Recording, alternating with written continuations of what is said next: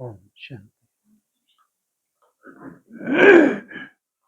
17/11/94। हर गुण व शक्ति के अनुभव में खो जाना अर्थात खुश नसीब बनना। आज प्यार के सागर बाप दादा अपने प्यार स्वरूप बच्चों से मिलन मना रहे हैं। बाप का भी प्यार बच्चों से अति है और बच्चों का भी प्यार बाप से अति है। ये प्यार की डोर बच्चों को भी खींच कर लाती है और बाप को भी खींच कर ले आती है। बाप को कहाँ से खींच के ले आती है? सोचो। बच्चे जानते हैं ये परमात्मा प्यार कितना सुखदाई है। अगर एक सेकंड भी प्यार में खो जाते हो तो अनेक दुख भूल जाते हो, सुख के झूले में झूलने लगते हो। ऐसा अनुभव है ना? बाप दादा देख रहे हैं कि दुनिया के हिसाब से आत्माएं कितनी साधारण हैं। क्या हो आप? दुनिया के हिसाब से कितने साधारण हैं, लेकिन भाग्य कितना श्रेष्ठ है। क्या भाग्य है जी? बस यही भाग्य दिखना चाहिए, नहीं दिखना चाहिए? प्रैक्टिकल दिखना चाहिए या वैसे काल्पनिक? तो भविष्य आपको आपका प्रैक्टिकल दिखता है। जो सारे कल्प में चाहे कोई भी धर्म आत्मा हो, महान आत्मा हो, लेकिन ऐसा श्रेष्ठ भाग्य ना तो किसी को प्राप्त है ना हो सकता है। पूरे कल्प की बात है। चाहे सतयुग हो, चाहे त्रेता हो, चाहे द्वापर हो, चाहे कलयुग हो। तो अति साधारण और अति श्रेष्ठ भाग्यवान बाप दादा को साधारण आत्मा ही पसंद है। क्यों? हाँ, बाप दादा को साधारण आत्मा ही पसंद है। क्यों?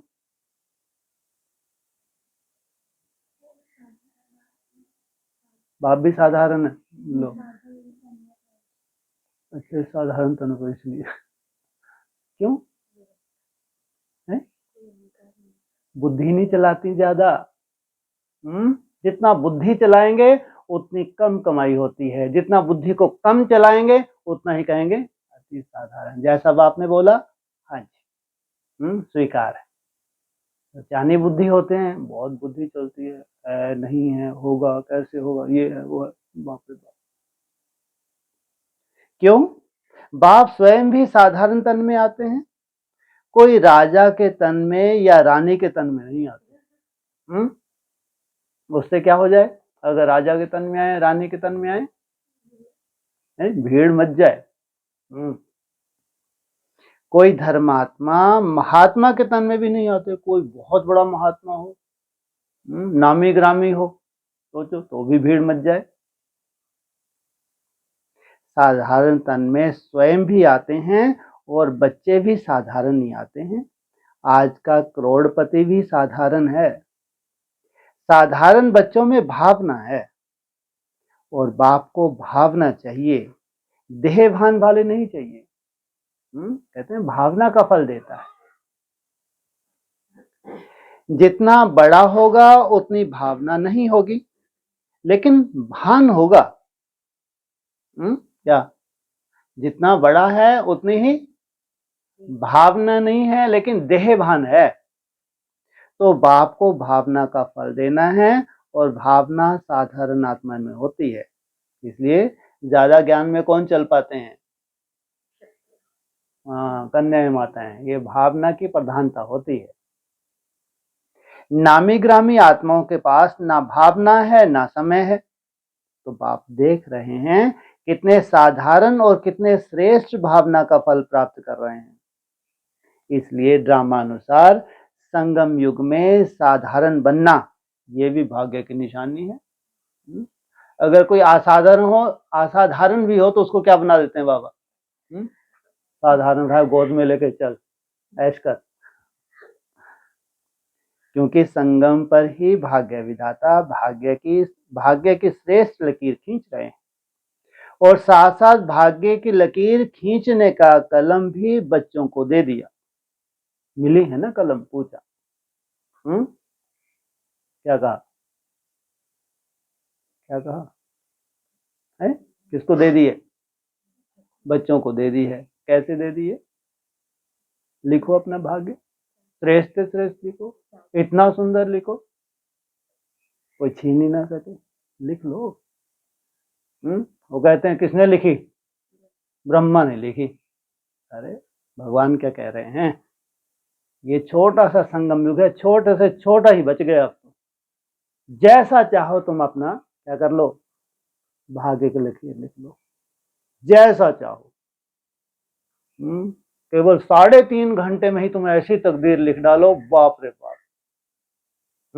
अमृत वेले से लेके जब से तुम्हारा पूरा योग का क्लास चलता है, उसमें पूरी तकदीर लिख सकते हो भविष्य की। उसमें सबसे जास्ती माया विघन डालती है। सबसे जास्ती माया का विघन कौन से वेले में होता है? जो तकदीरवान आत्माएं हैं वो पूरा सफल कर लेती हैं। तकदीरवान उठते तो हैं, सफल करना इतना आसान नहीं है। उठना और सफल करने में अंतर है। उठना ये भी बहुत बड़ा भाग्य है, त्याग है। नींद का त्याग किया आपने, कम बात थोड़ी है, लेकिन पूरा सफल किया आपने, ऐसा कोई जरूरी नहीं है। झपकी में निकल जाता है। ज्यादातर कौन सा वार आता है? झपकियों का मौसम होता है, और ऐसा मौसम हो झपकी का और तुम झपकी ना लो, ये कैसे हो सकता है? इतनी बड़ी तोप थोड़ी हो भाई, है ना? आती है स्वाभाविक। योगी है, उठेगा तो झपकी तो आएगी आएगी। अब उसके ऊपर डिपेंड करता है, वो चाहे तो घूम फिर के करे, चाहे मुंह धुलाई कर रहे, आंखों में बार बार छींटे मारे तो आंखें कितनी बढ़िया हो जाए, चश्मा ही उतर जाए ना। तो क्या कहा, किसके हाथ में दी है? बच्चों के हाथ में दी है। बाद में तुम उलाहना नहीं दे सकते, बाप पे और उंगली नहीं उठा सकते कि हमको तो वो समय ही नहीं मालूम था, वो वैल्यूबल समय चल रहा था, कम से कम हम कोशिश तो कर लेते। पूछा, मिली है ना? भाग्य की लकीर खींचना आता है? अच्छा ये पूछा। मिली तो है, तुम्हारे हाथ में तो पकड़ा दी। पकड़ा दी, अब लिखना ही नहीं आता। क्या लिखें? यू भरना है, मैम भर रहा है, एल भर रहा है। अब इसके लिए क्या करो? अब जब तुमको कलम ही दे दी है तो क्या भरोगे? भाग्य का श्रेष्ठ भाग्य बनाने के लिए एम चलता रहे, लोअर या क्रॉस ही चलता रहे, तो भाग्य कैसा लिख लिया कलम के बाद, मिलने के बाद भी।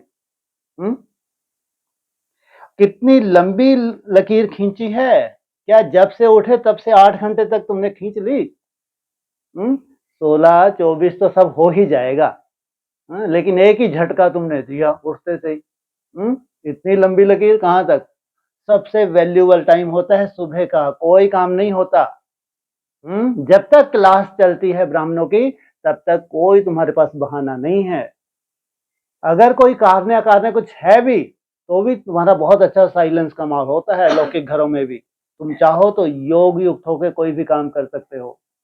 तो 8 घंटे सबसे वैल्यूबल हैं। सुबह जब से तुम उठे तब से लेके, उसमें मैक्सिमम अपना क्या करो, क्या लिख डालो। कलम को यूज करो। ऐसे नहीं 2-3 घंटे के बाद लिख देंगे, इकट्ठा ही भर देंगे, ऐसे आलसी होते हैं। भरने में भी 4 दिन को मुसीबत लगती है, शाम को बैठ के भर देंगे, ठीक है हो गया। तो जो कितने सेकंड लगते हैं चार्ट भरने में? कितने सेकंड? ज्यादा से ज्यादा 2-4 सेकंड नहीं, कहा 5, चलो 5 सेकंड बहुत बड़ी हो गए दिन भर। केवल डायरी खोलने में जितना समय लगा, बाकी भरने में कितना टाइम लगा? पहले से पूरी तैयारी तो करके रखते हैं, वहां बैठ जाते हो तैयारी करने। कितने सेकंड लगते हैं सोचो, आधे घंटे में तुमको इतना भी टाइम नहीं है कि हर आधे घंटे में भर सको। ये भी बहुत बड़ी रिसर्च है। अगर कोई आधे घंटे में भर के देखे, आधे घंटे में उसका इफेक्ट क्या होता है, ये करके तो देखो। इकट्ठा ही भर देना, ठीक है, याद तो है ही। उस वक्त मैं किचन में गई, फिर मैंने नाश्ता बनाया, उसको ये किया वो किया, यू या एम भर के हो गया काम। दी है कलम, उसको यूज करो। उसके अंदर कुछ रहस्य होगा ना। कितना बड़ा रहस्य, तो खुद यूज करो, अपना वैसा भाग्य बनाओ तो दूसरों को बताओ कि भाई ये जैसे मैंने ऐसा ऐसा किया, 8 घंटे सीधा 12 लंबी, तो मेरे को भी समझ में आ गया ये 8 घंटे का ही खेल है। बाकी दिन भर तो फिर जितनी कमाई करें उतना तो तुम्हारा अपना भाग्य है। तो भाग्य की लकीर खींचना आता है। कितनी लंबी लकीर खींची है, छोटी मोटी तो नहीं खींच ली। छोटी सी खींच ली, वो झुटके उठे खाए। ये है छोटी मोटी। लंबी माना फिर कहां तक जाना है तुमको, ये भी बुद्धि में है। चाहे जितना चाहे उतना भाग्य बना सकते हो, खुली छुट्टी है और सभी को छुट्टी है। चाहे कोई बंधन वाला है चाहे निर्बंधन है, कोई जॉब वाला है कोई बिजनेसमैन है, कोई स्टूडेंट, सबको छुट्टी है। क्यों? इसमें क्या चाहिए? मन बुद्धि चाहिए। भगवान में मन बुद्धि को लगाना, चाहे नए हो चाहे पुराने हो। सप्ताह कोर्स को किया, सप्ताह कोर्स तो किया, बाप को पहचाना, और बाप भाग्य की कलम दे देता है, पहचाना, लो पकड़ो, डायरी पकड़ो, पेन पढ़ो। यही परमात्मा प्यार है जो तुमको आफत दे दी। ये क्या है? ये परमात्मा प्यार है। प्यार की निशानी क्या होती है? जो जीवन में चाहिए वह अगर कोई किसको देता है तो वही प्यार की निशानी है। तो बाप के प्यार की निशानी है, जो जीवन में चाहिए वो सर्व कामनाएं पूर्ण कर देते हैं। सर्व कामनाएं पूर्ण। कोई भी कामना तुम्हारी रहनी नहीं है। सोचो, सुख शांति तो चाहिए ना। अगर कोई वस्तु एक दो को देते हैं तो उससे सुख मिलता है ना। तो बाप सुख क्या देता, लेकिन सुख का भंडार आप सबको बना देता। क्या आपको सुख नहीं देता? क्या देता है? सुख का भंडार बना देता है। सब तुम्हारे पास आए और भंडार से लेके जाएं। सुख का भंडार है ना, पूरा स्टॉक है, या एक कमरा दो कमरा है? भंडार है। जैसे बाप सुख का सागर है, नदी और तालाब नहीं है, सागर है, तो बच्चों को भी सुख के भंडार का मालिक बना देता है। कोई सुख की कमी है क्या? कोई अप्राप्ति है? फिर यह नहीं कहना कि थोड़ी सी शक्ति दे दो, दे दिया। दे दो कहने की आवश्यकता ही नहीं है। बाप ने दे दिया, सिर्फ उसको कार्य में लगाने की विधि चाहिए। और विधि भी बाप द्वारा अनेक प्रकार की मिलती है, सिर्फ उसको समय प्रति समय कार्य में लगाते नहीं हो, इसलिए होते हुए भी उसका लाभ नहीं ले सकते। जितना बड़ा भाग्य है और कितना सहज मिला है, कोई मेहनत की है क्या? एक टांग पर खड़े तो नहीं होना पड़ा ना, या सेकंड के दर्शन के लिए क्यू में खड़े हो, ऐसा तो नहीं है ना। आराम से बैठे हो ना, नीचे भी फॉर्म पर बैठे हो। क्या कहाँ बैठे हो? आराम से बैठे हो ना। आराम से ही सहज श्रेष्ठ भाग्य बना रहे हो। नशा है ना, सभी नशे से कहेंगे कि भाग्य विधाता हमारा है। जब भाग्य विधाता आपका हो गया तो भाग्य किसको देगा? अपने वाले को देगा या पड़ोसियों को देगा? भाग्य विधाता को अपना बनाया, अर्थात भाग्य के अधिकार को प्राप्त कर लिया। जिसको नशा है वो सदा यही अनुभव करते हैं कि भाग्य मेरा नहीं होगा तो किसका होगा? क्या भाग्य मेरा नहीं जगेगा तो किसका जगेगा? क्योंकि भाग्य विधाता ही मेरा है। इतना नशा है, या कभी कभी चढ़ता है कभी उतरता है। संगम का समय ही कितना छोटा सा है, और ये अभी दिन प्रतिदिन और ही छोटा होता जाना है। और आप मेजॉरिटी तो सब नए हो। क्या क्या हो? यहाँ सब नए हो। कितना थोड़ा समय मिला है, लेकिन ड्रामा में विशेष इस संगम युग की ये विशेषता है कि कोई भी नया हो या पुराना हो, नए को भी गोल्डन चांस है नंबर आगे लेने का। तो नयों में उमंग है, या समझते हो हमारे से आगे तो बहुत हैं, हम तो आए ही अभी हैं? नहीं, ये खुली छुट्टी है। जितना आगे बढ़ना चाहो बढ़ सकते हैं, सिर्फ अभ्यास पर अटेंशन हो। जितना आगे बढ़ना चाहो बढ़ सकते हो। किस आधार से? ये जो तुम याद का अभ्यास कर रहे हो, इस पर अटेंशन। अटेंशन क्या मतलब? याद तो कर ही रहे हैं, दिन भर करते ही हैं, लेकिन अटेंशन पूर्वक। तो कितनी सुंदर याद होगी जब जब तुम विशेष अटेंशन दोगे। तो कोई कोई पुराने अलवेले हो जाते हैं, और आप नए अलवेले नहीं होना, तो आगे बढ़ जाएंगे। किनसे? पुरानों से भी आगे बढ़ जाएंगे। नंबर ले लेंगे। नंबर लेना है ना? फर्स्ट नंबर नहीं, फर्स्ट डिवीजन। ये भी कम नहीं। क्या? फर्स्ट नंबर नहीं, लेकिन फर्स्ट डिवीजन। डिवीजन में तो बहुत सारे आ सकते हैं, नहीं आ सकते। फर्स्ट नंबर तो ब्रह्मा बाप निश्चित हो गए हैं, लेकिन फर्स्ट डिवीजन में जितने चाहें आ सकते हैं। उनका साथ साथ की शूटिंग होती है यहाँ पे। साथ साथ पढ़ाई का भी रहस्य है, साथ साथ खेल कूद का रहस्य है, साथ साथ खान पान रहन सहन राजाई की भी शूटिंग। तो सभी किस डिवीजन में आएंगे? सभी फर्स्ट में आएंगे। तो सेकंड में कौन आएगा? माताएं किस में आएंगी? फर्स्ट में आएंगी। बहुत अच्छा, आना ही है। यह दृढ़ निश्चय भाग्य को निश्चित कर देता है। पता नहीं आएंगे नहीं आएंगे, पता नहीं आगे चलकर कोई माया आ जाए। माया बड़ी चतुर है। ऐसे व्यर्थ संकल्प कभी भी नहीं करना। जब सर्वशक्तिवान साथ है तो माया तो उनके आगे पेपर टाइगर है, इसलिए घबराना नहीं। पता नहीं का संकल्प कभी नहीं करना। मास्टर नॉलेजफुल बन हर कर्म करते चलो। साथ का अनुभव सदा ही सहज और सेफ रखता है। साथ भूल जाते हैं तो मुश्किल हो जाता है, लेकिन सभी का वायदा है कि साथ रहेंगे, साथ चलेंगे। यही वायदा है ना कि अकेले रहेंगे, अकेले जाएंगे।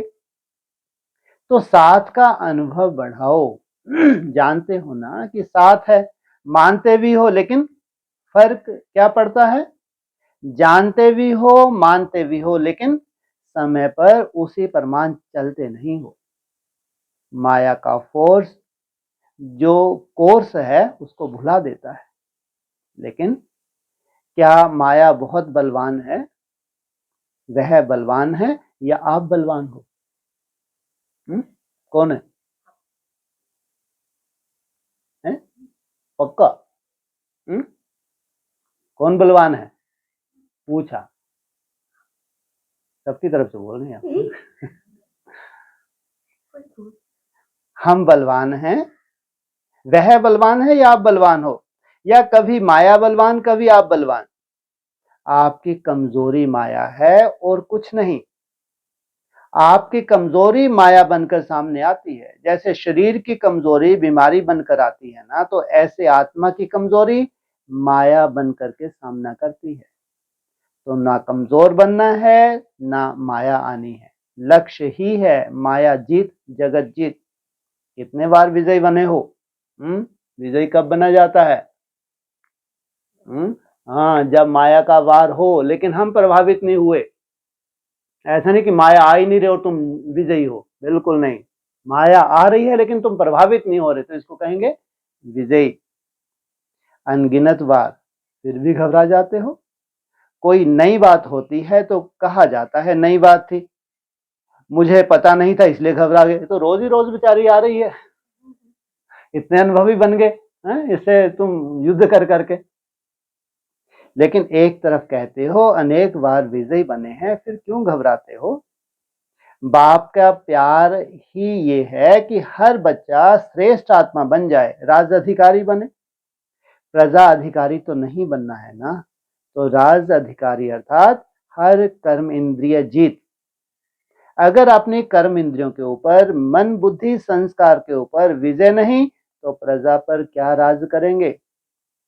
अगर ऐसे राजा बने जो अपने ऊपर विजय नहीं पा सकते, तो सतयुग भी कलयुग बन जाएगा। कलयुग में कैसे राजाएं होते हैं, सोचो, भ्रष्टाचारी राजाएं। इसलिए चेक करो, मन बुद्धि संस्कार कंट्रोल में है, मन आपको चलाता है या आप मन को चलाते हो। जब ये कंप्लेंट करते हो कि मेरा मन आज नहीं लगा, मेरा मन आज भटक रहा है, तो ये मायाजीत हुए। आज मन उदास है, आज मन और आकर्षण की तरफ जा रहा है, ये विजय के संस्कार हैं। तो जो स्वयं पर विजय नहीं पा सकते, वो विश्व पर कैसे विजय प्राप्त करेंगे? वो कितनी सहज विधि बताई हुई है तुमको, इससे सहज विधि क्या हो सकती है?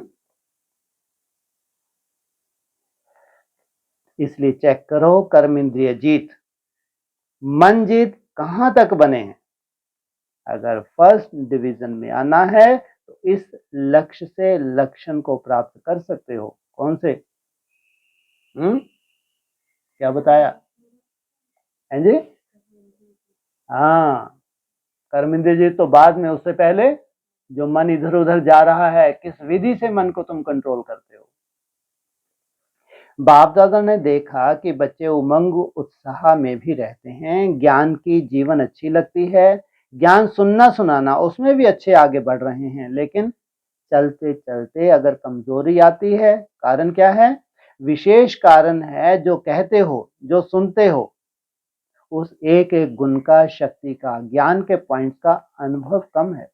मानो सारे दिन में स्वयं भी व दूसरों को भी कितने बार कहते हो, मैं आत्मा हूं, आप आत्मा हो, शांत स्वरूप हो, सुख स्वरूप हो। कितने बार स्वयं भी सोचते हो, दूसरों को भी कहते हो, लेकिन चलते फिरते आत्मिक अनुभूति, ज्ञान स्वरूप, प्रेम स्वरूप, शांत स्वरूप की अनुभूति वो कम होती है। सुनना कहना ज्यादा है और अनुभूति कम है। लेकिन सबसे बड़ी अथॉरिटी अनुभव की होती है, तो उस अनुभव में खो जाओ।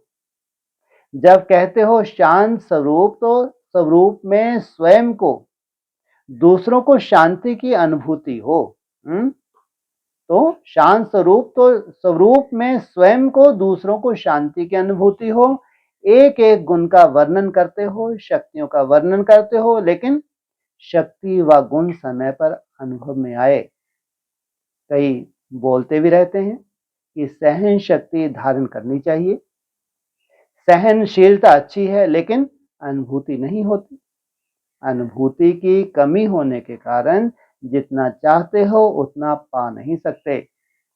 अगर किसी से भी पूछें कि जितना पुरुषार्थ होना चाहिए उतना है, तो थोड़े हाँ कहेंगे।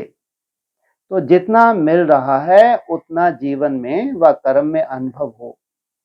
सिर्फ सोचने में अनुभव नहीं हो, लेकिन चलन में, कार्य में, शक्तियां, गुण स्वयं को भी अनुभव हो, दूसरों को भी अनुभव हो। कहते हो कि ज्ञान स्वरूप है, तो वह स्वरूप दिखाई देना चाहिए ना। और स्वरूप सदा होता है, स्वरूप कभी कभी नहीं होता। अज्ञान काल की जीवन में यदि किसी का क्रोधी स्वरूप होता है, तो जब भी कोई बात होगी तो वह स्वरूप दिखाई देता है, छिपता नहीं है। चाहे छोटी बात हो या बड़ी बात हो, लेकिन जिसका जो स्वरूप होता है वह दिखाई देता है। स्वयं को भी अनुभव होता है, दूसरों को भी अनुभव होता है। तो क्या कहते हैं? ये क्रोधी है, इसका संस्कार ही क्रोध का है, तो संस्कार दिखाई देता है ना। ऐसे ये ज्ञान स्वरूप, शांत स्वरूप, सुख स्वरूप अनुभव में आए तो अनुभवी मूर्त, ये है श्रेष्ठ पुरुषार्थ की निशानी। तो अनुभव को बढ़ाओ, जो कहा वो अनुभव किया। अगर अनुभव नहीं होता है तो उसका कारण ये है कि जो समय प्रति समय विधि मिलती है, उस विधि के ऊपर अटेंशन कम है। जितना ज्ञान को, शक्तियों को, गुणों को रिवाइज करते रहेंगे तो रियलाइज सहज होगा। रिवाइज नहीं करते हो तो रियलाइजेशन भी कम है। सुना बहुत अच्छा, लेकिन चलते चलते रिवाइज होना चाहिए। जैसे दुनिया वाले कहते हैं कि कर्म ही योग है, कर्म योग अलग नहीं होना, अलग नहीं मानते, कर्म ही योग मानते हैं। कर्म से योग लगाना इसी को ही कर्म योग समझते हैं। लेकिन कर्म और योग दोनों का बैलेंस चाहिए। कर्म में बिजी रहना योग नहीं है। कर्म करते योग का अनुभव होना चाहिए। ज्यादातर ब्राह्मण क्या कहते हैं, हम क्या हैं, कर्म योगी हैं। जो भी काम कर रहे हैं यज्ञ के लिए कर रहे हैं, तो ये क्या है, ये सेवा भी क्या है, याद है। लेकिन बाबा क्या कह रहे हैं, बिल्कुल नहीं। कर्म करते योग का अनुभव होना चाहिए। कर्म में बिजी हो जाते हो तो कर्म ही श्रेष्ठ हो कर्म में बिजी हो जाते हो तो कर्म ही श्रेष्ठ हो जाता है, योग किनारे हो जाता है। चलते चलते यही अलवेलापन आता है। तो कर्म में योग का अनुभव होना, इसको कहा जाता है कर्म योगी। मूल बात है अनुभवी स्वरूप बनो। एक एक गुण के अनुभव में खो जाओ, शक्ति स्वरूप बन जाओ। आपके स्वरूप से शक्तियां दिखाई दें। कौन सा सीजन आ रहा है, शक्ति स्वरूप बनने का सीजन आ रहा है। क्या खास होने जा रहा है, सीजन होता है ना।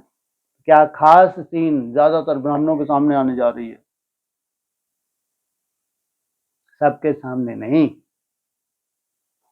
बोलो,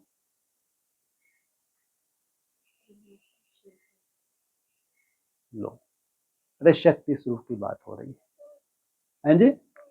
हाँ, ये सोल का, इविल सोल का, इसमें तुम्हारा शक्ति स्वरूप चाहिए। अभी भी देखो, अगर कोई में कोई विशेष शक्ति होती है तो उसके लिए कहते हैं ये बहुत शक्तिशाली स्वरूप है, इसमें समाने की शक्ति बहुत दिखाई देती है। तो कोई में दिखाई देती है, कोई में नहीं, और कभी दिखाई देती है कभी नहीं, तो अटेंशन कम हुआ ना।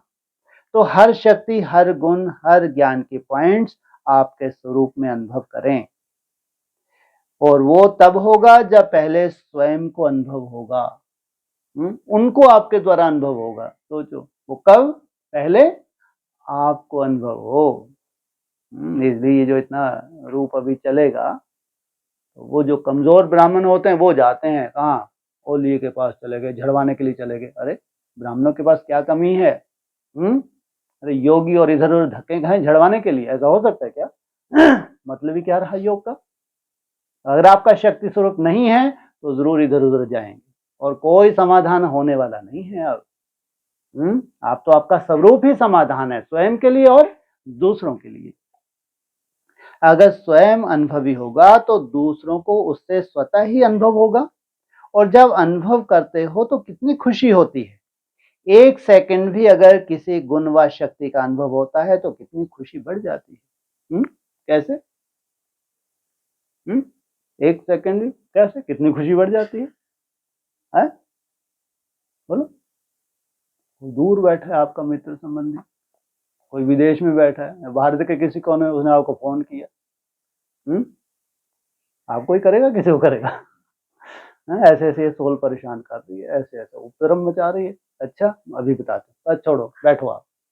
यहाँ आपने प्रयोग किया, वहीं शांत, फिर आपको फोन करेगी वो आसान, आपको खुशी होगी नहीं होगी? अरे वाह, मजा आ गया। नहीं, खुशी से डांस नहीं करोगे, तुम्हारा कॉन्फिडेंस और बढ़ता जाएगा। हाँ, तो कितनी खुशी बढ़ जाती है। और जब सदा अनुभवी स्वरूप होंगे तो सदा चेहरे पर खुशी की झलक, खुश नसीब की झलक अनुभव होगी। तो अनुभव को बढ़ाओ। विधि तो स्पष्ट है ना। अच्छा, सभी खुश नसीब तो हैं ही, लेकिन विशेष खुशी मनाने आए हो तो सबको खुशी मिली है, सब आराम से रहे हुए हैं।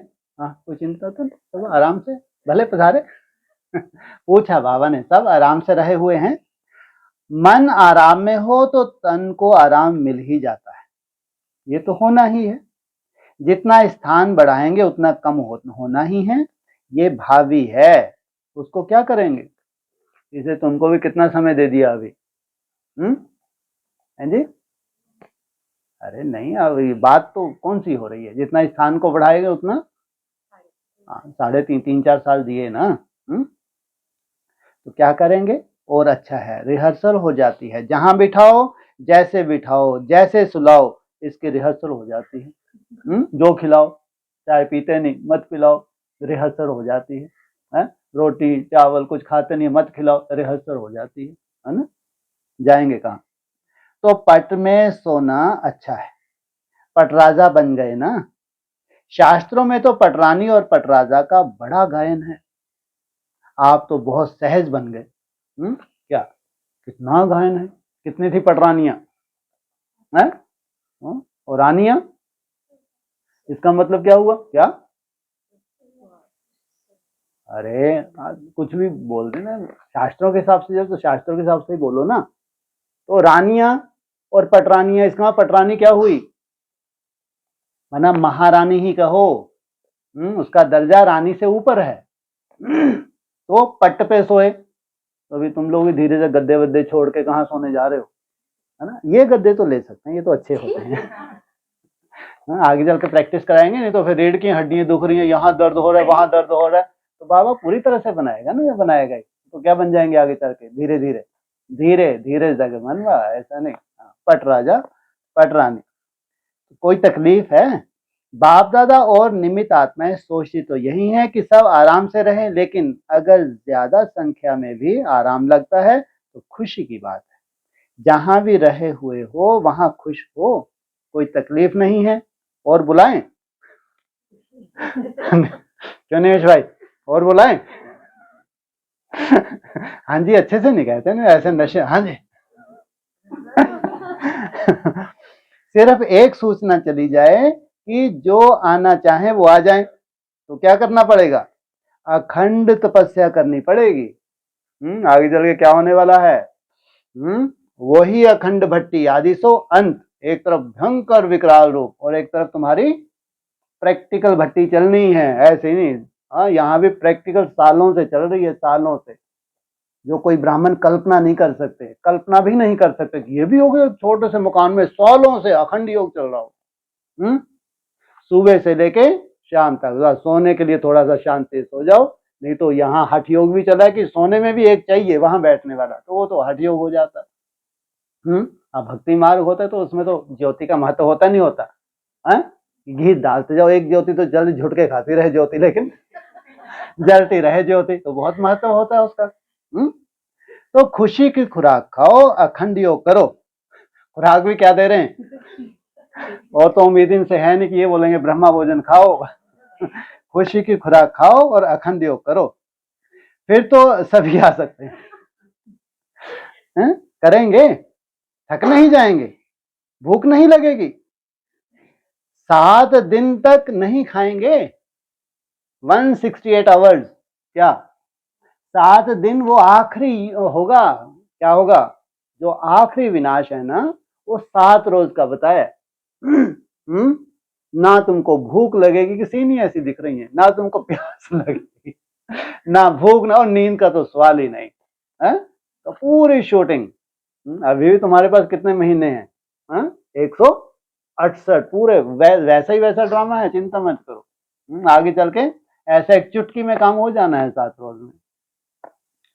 थक नहीं जाएंगे, भूख नहीं लगेगी, 7 दिन नहीं खाएंगे, इसलिए जो मिला यहाँ भरपूर मेरा। मतलब यहाँ के हिसाब से तो भरपूर ही रहा होगा ना। वो बात अलग है, फिर चूहे कूदते हैं तो अच्छा ही है ना, कहते हैं हीलिंग पावर काम करती है आपकी, है ना। जितना आप भूखे का मतलब ये नहीं कि तुमको दे ही नहीं रहे हैं, कोई तुमको मुसीबत दे दी इतनी बड़ी, ऐसा नहीं है। तुमको मुसीबत लगी क्योंकि वो हीलिंग प्रोसेस काम कर रहा है, तुमको याद आ रही है। याद आना और भूख में बहुत अंतर है, इसलिए हम लोग रिसर्च सेंटर भी जब लाते हैं पहले इतने समझ डेवलप करते हैं तुम्हारी, कि पहले शांति से सुनो कि याद और भूख में अंतर है। तुमको याद आएगी, आकर्षण होगी, चाय पीते हो उसकी आकर्षण होगी, रोटी खाते हो आकर्षण होगी, चावल खाते हो आकर्षण होगी, स्वाभाविक वो आकर्षण है, लेकिन वो भूख नहीं है। भूख तो बेचारी कंडा खाए, भूख तो ये होती है, जो भी मिल जाए वो अमृत होता है, इसको कहते हैं भूख। इसको ज्यादा नहीं आप रोज अनुभव कर सकते हैं, 16-20 घंटे आप फास्टिंग करो, 16-20 घंटे, चलो 20 नहीं तो 16 करके देखो, कितना मजा आएगा वो खाने में जो आप अक्सर नहीं खाना पसंद करते। ज्यादा अच्छा अनुभव करना है तड़पपन का, तो फिर 24 घंटे का फास्ट करके देखो, 24 घंटे। जो फल आपको अच्छा नहीं लगता वो अमृत लगेगा, वो मत बनाना जो है ही अमृत तुम्हारे लिए। हर चीज अमृत लगेगी, उसको कहते हैं भूख। इसलिए भूख को तो तुम कभी टाइम ही नहीं देते, फिर खाया फिर खाया फिर खाया, भूख तो कभी लगती ही नहीं है आपको। आपकी दिनचर्या इतनी सुंदर फिक्स है कि खाने के लिए तो आया है हैं? अरे खाना नहीं खाएंगे तो फिर जीवन कैसे चलेगा भाई? हैं? खाने के लिए आए हैं, भगवान ने भेजा है जी। हाँ वो थोड़ा सा दिक्कत जाती है, वो भी 5 मिनट का है ना। अच्छा बीच में धीरे धीरे खाना शुरू, फिर दूसरा शुरू। इसलिए कई बार हो रहा है, ये ध्यान देना चाहिए, जैसे ट्रैफिक हो तुरंत बैठ जाओ कि अगला बनने से पहले 25 मिनट का टाइम है। अब ये तो आपकी गलती है ना, निपटा लेना चाहिए। एक तो ट्रैफिक कंट्रोल मिलना ही मिलना है, इतना तो आपका भाग्य है, क्योंकि भगवान प्रैक्टिस कराना चाहता है कि खाते खाते भगवान को याद करो। तो कम से कम खाते खाते तो बहुत मुश्किल है, ब्रह्मा बाबा एक गिट्टी खाता हूँ फिर भूल जाता है, तो तुम अनुभवी बन गए कि इतना आसान नहीं है। लेकिन खाने से पहले या बीच में रोक के, ये भगवान तुमको प्रैक्टिस कराता है। तो थक नहीं जाएंगे, भूख नहीं लगेगी, 7 दिन नहीं खाएंगे, 7 दिन खाना नहीं मिलेगा, क्या है? और सोचो उस अवस्थाएं कितनी सुंदर होगी। वो 7 दिन हम देखना नहीं, हम माउंट आबू में सुत होंगे ही नहीं, ऐसा। बाप दादा ऐसा हठ कराना नहीं चाहते, सहज योगी होना माना तुम अपनी अवस्था को सहज सहज वैसे बना लो। बाप दादा को अच्छा नहीं लगता कि हठ योग करवाएं इनसे, तो ये परमात्मा मिलन का भाग्य नहीं है, ये परमात्मा मिलन कम भाग्य नहीं है, ये परमात्मा मिलन का श्रेष्ठ भाग्य कोटों में कोई आप आत्माओं को ही मिलता है। अच्छा मिल गया, मिल लिया ना। भक्ति में तो जड़ चित्र मिलता है, और यहाँ चैतन्य में बाप बच्चों से मिलते ही है, रूह रेहान भी करते हैं। तो ये भाग्य कोई कम है? फिर भी आप सब लकी हैं। समय की गति बदलती जाती है। बार बार इशारा क्या देते हैं, समय की गति बदलती जाती है, वो तो ठीक है, लेकिन अभी तीव्र गति से बदलना है। बदलती जाती है, अभी फिर भी आराम से बैठकर सुन रहे हो, आगे चलकर वृद्धि होगी तो बदलेगी ना। फिर भी आप लकी हो, क्योंकि टू लेट के टाइम पर नहीं आए हो, लेट के टाइम पर आए हो। तो सब खुश हो। अच्छा कौन कौन से जोन आए हैं? महाराष्ट्र, महाराष्ट्र वाले सदा विशेष संतुष्ट मनिया हैं। इस वरदान को स्वरूप में लाना, और फिर बाप दादा दूसरे ग्रुप में पूछे, फिर बाप दादा दूसरे ग्रुप में पूछेंगे कि महाराष्ट्र ने संतुष्टता का स्वरूप दिखाया। सदा संतुष्ट मनी है, असंतुष्टता का नाम निशान नहीं। तो अभी इसमें नंबर लेना, रिजल्ट बताना कि इस 6 मास में कोई असंतुष्ट रहा क्या, या संतुष्ट किया? स्वयं भी संतुष्ट, दूसरे भी संतुष्ट। तो महाराष्ट्र को ये पसंद है, अगर कोई आपको असंतुष्ट करे तो क्या करेंगे? फिर तो असंतुष्ट होंगे ना। करने वालों ने असंतुष्ट कर दिया, आप क्या करेंगे? शीतलता धारण करेंगे। वो सेक दे रहा है, आप शीतल रहेंगे, थोड़ा थोड़ा असंतुष्ट होंगे। देखना वो असंतुष्ट करे और आप संतुष्टता का जल डालो, वो आग जलाए आप पानी डालो। ये तो कर सकते हो या नहीं? तो रिजल्ट देखेंगे। तो महाराष्ट्र अर्थात संतुष्ट रहने वाले और संतुष्ट करने वाले। तमिलनाडु, तमिलनाडु क्या करेगा? तमिलनाडु सदा सुखदाता के बच्चे मास्टर सुखदाता हैं। कोई दुख भी दे तो उसको सुख में परिवर्तन कर लेंगे। तो 6 मास के रिजल्ट देखेंगे किनकी? किसकी? तमिलनाडु। क्या है ये? हाँ तो 6 मास में क्या रिजल्ट होनी चाहिए? 36 का आंकड़ा या 63 का आंकड़ा? ऐसे ताली बजाना, ऐसे ताली नहीं बजाना, रिजल्ट के समय भी ताली बजे, ऐसा करना। तो तमिलनाडु भी रेस अच्छी कर रहे हैं, सेवा में आगे बढ़ रहे हैं। प्रकृति को भी तमिलनाडु अच्छा लगता है। किसको? प्रकृति को भी तमिलनाडु अच्छा लगता है, वहां प्रकृति भी वार करती है। सोचो अच्छा लगता है। क्या कहा? वहां प्रकृति भी वार करती है। तमिलनाडु वाले क्या बनेंगे? मास्टर सुखदाता। अब देखेंगे महाराष्ट्र आगे जाता है या तमिलनाडु आगे जाता है। लक्ष्य तो सभी का यही है कि सबसे आगे जाना है और जा रहे हैं, कोई मुश्किल बात नहीं है। ईस्टर्न जोन, बंगाल, बिहार, उड़ीसा, असम, नेपाल, 5 नदियां मिलकर ईस्टर्न जोन बना है। तो ईस्टर्न जोन क्या करके दिखाएंगे? सदा स्वयं कंबाइंड स्वरूप मास्टर सर्वशक्तिवान अनुभव करेंगे। सबसे ज्यादा विस्तार ईस्टर्न जोन का है। देखो नेपाल भी ईस्टर्न में आ गया ईस्टर्न में फॉरेन भी आ गया, तो कितना बड़ा है?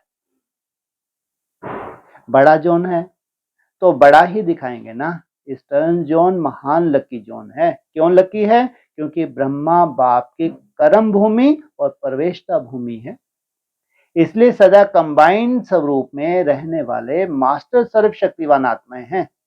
ये प्रैक्टिकल में दिखाएंगे ना। सेकंड भी अलग नहीं होना, कंबाइंड कभी अलग नहीं होता।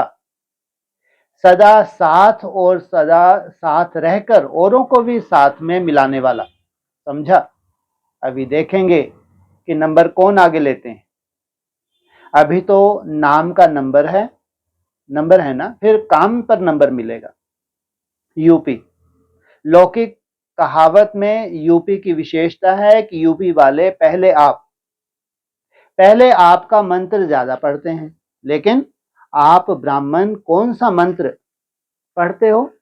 पहले बाप। तो हर बात में पहले बाप याद आया तो सब कुछ आ गया। तो हर कर्म में पहले बाप की याद हो, इसलिए यूपी वाले सदा मस्तक में पदम भाग्य की लकीर वाले, सदा मस्तक में ये पदम भाग्यवान की लकीर चमकती हुई दिखाई दे।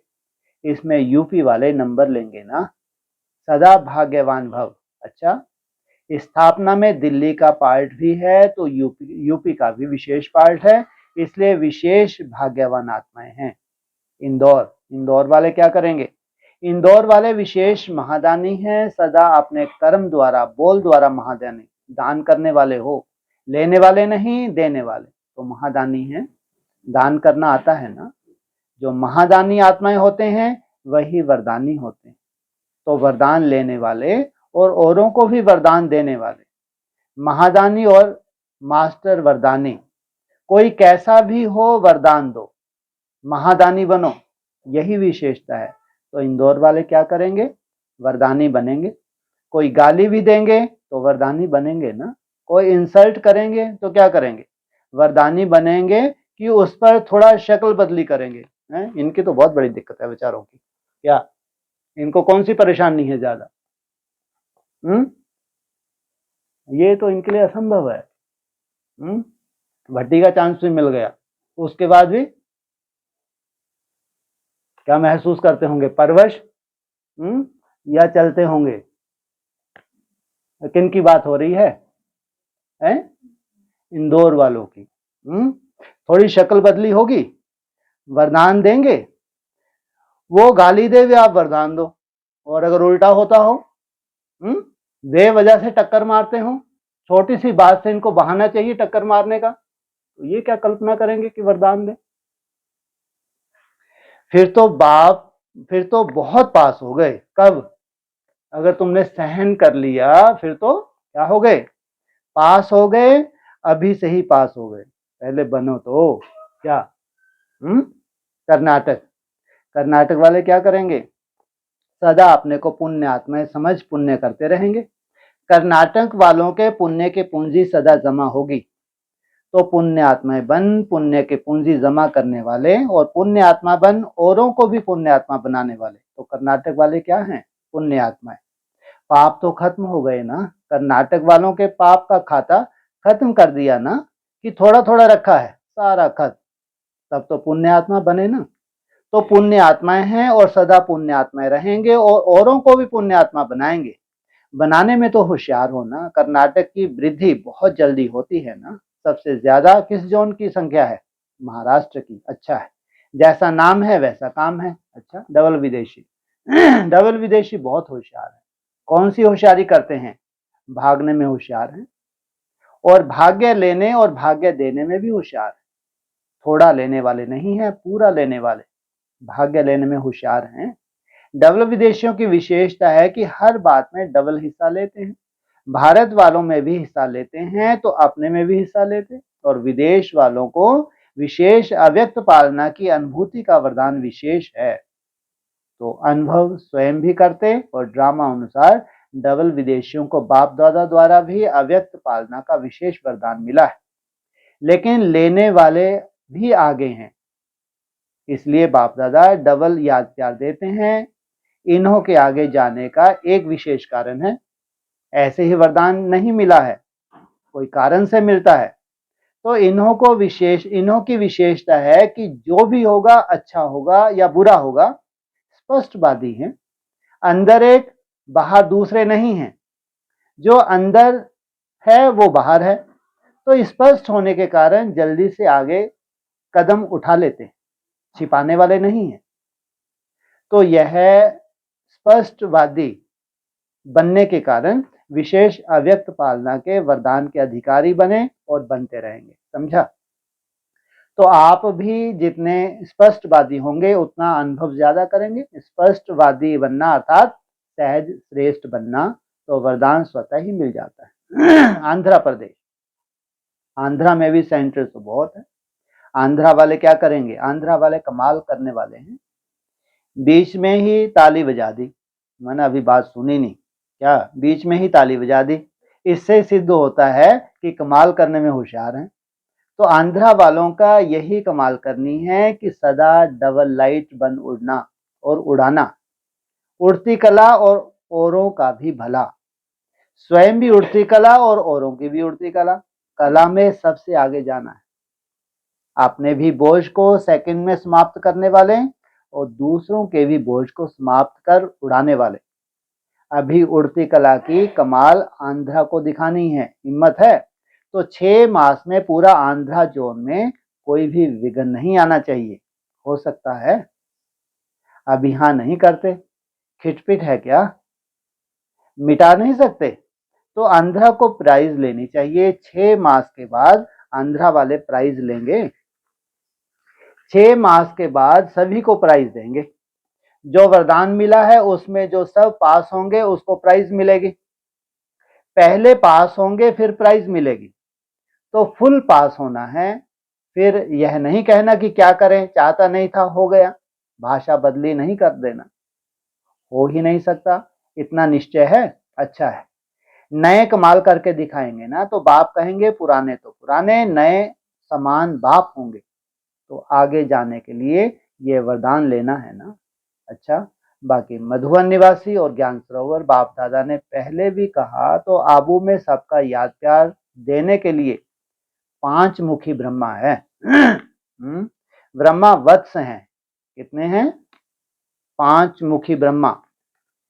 एक मधुबन है, दूसरा ज्ञान सरोवर है, तीसरा हॉस्पिटल है, चौथा तलहटी और 5वां आबू निवासी। तो 5 मुखी ब्रह्मा वत्स।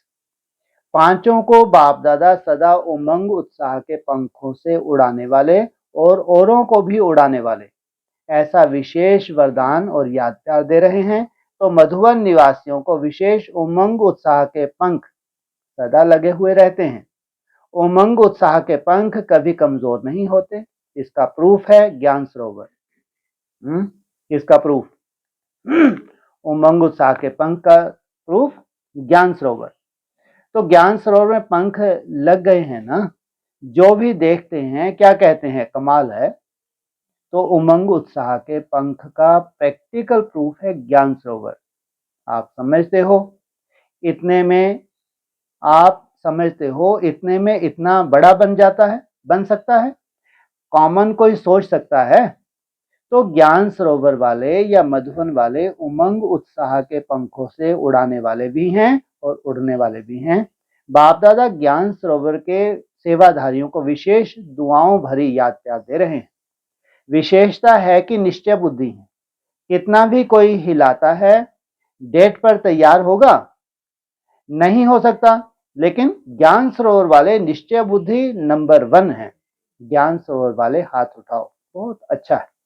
अच्छा, हमारे विशेष सेवाधारी भी आए हुए हैं, अच्छे हैं। सबकी हिम्मत, सबका उत्साह, कार्य को आगे बढ़ा रहा है। इसलिए बाप दादा प्यार की मसाज करते रहते।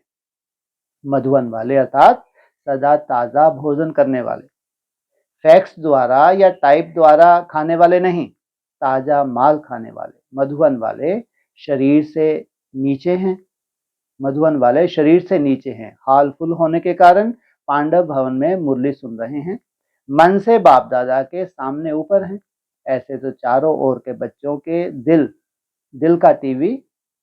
दिल की टीवी खुली हुई है, उसमें देख रहे हैं। चाहे देश चाहे विदेश के सभी बच्चे अव्यक्त रूप से मिलन मना रहे हैं। तो देखो, आप विशेष लकी हो जो पहला चांस आप लोगों को मिला। अच्छा, सभी संतुष्ट हो और रहेंगे भी। अच्छा, चारों ओर के सर्वश्रेष्ठ भाग्य विधाता के भाग्यवान आत्माओं को, सदा मन जीत जगत जीत के निश्चय और नशे में रहने वाले, सदा हर गुण शक्ति और ज्ञान के अनुभवी आत्माएं, सदा बाप को साथ रखने वाले कंबाइंड स्वरूप आत्माएं, सदा श्रेष्ठ भाग्य की लकीर को सदा श्रेष्ठ बनाने वाले ऐसे अति समीप और श्रेष्ठ आत्माओं को बाप दादा का याद प्यार और नमस्कार। ओम शांति।